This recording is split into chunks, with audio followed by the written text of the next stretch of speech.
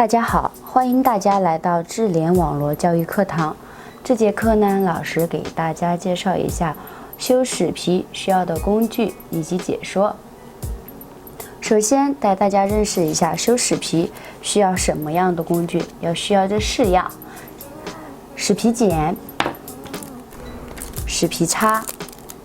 给大家打开，近距离看一下。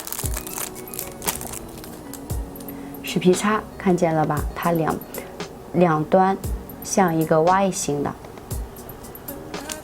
钢推，我们也叫齿皮推，它两端一个是前缘是这种半椭圆形的，后边是弯曲型的。软化剂。软化剂它分有很多种，有的是那种比例的，直接可以涂上去，就像笔一样直接画上去；也有像这种刷头类的，不一样，知道吧？好，那着重带一下我们这个齿皮剪是怎么使用的。首先呢，我们去给顾客软化的时候，首先要使用软化剂。这边老师给大家手动看，软化剂要涂顾客的指缘上面和指缘两边，一定要记住取量的时候不要取太多，就像老师这样就可以了。指缘上面稍微取多一点，指缘两边稍微取少一点，这样呢，大概软化2到3分钟。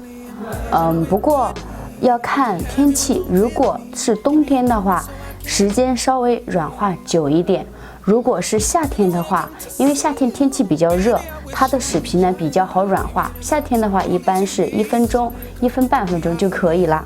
软化之后要怎么使用？软化之后呢，我们要使用这个钢推。钢推我们要使用前面的这个大椭圆形去推，一定要记住。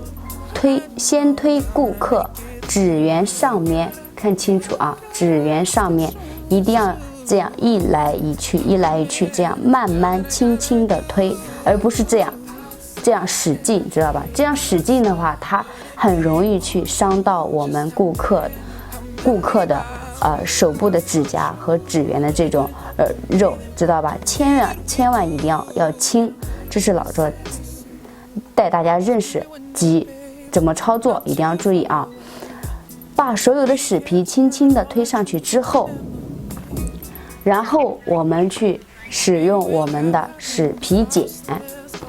齿皮剪怎么使用？齿皮剪一定要记住，这个齿皮剪的这个帽呢，一定要时刻的给它夹上去，不然会损坏。齿皮剪我们首先操作一点一点的来，一点一点的来，一定要记住，给顾客去修齿皮的时候，一定要先使用齿皮剪，剪完指缘上面之后，然后我们再去使用齿皮推。齿皮推它是怎么操作？大家看清楚，是修指缘两边，是这样，很好操作。把齿皮剪的中间 Y 形对着我们指缘两边的这多余的齿皮，这样轻轻的往下推，好就可以了，这样就完成了。好，老师在教大家的时候呢，最好拿笔记一下，这样呢比较容易大家好操作以后。好呢，这节课就给大家讲解到这里，下节课我们继续。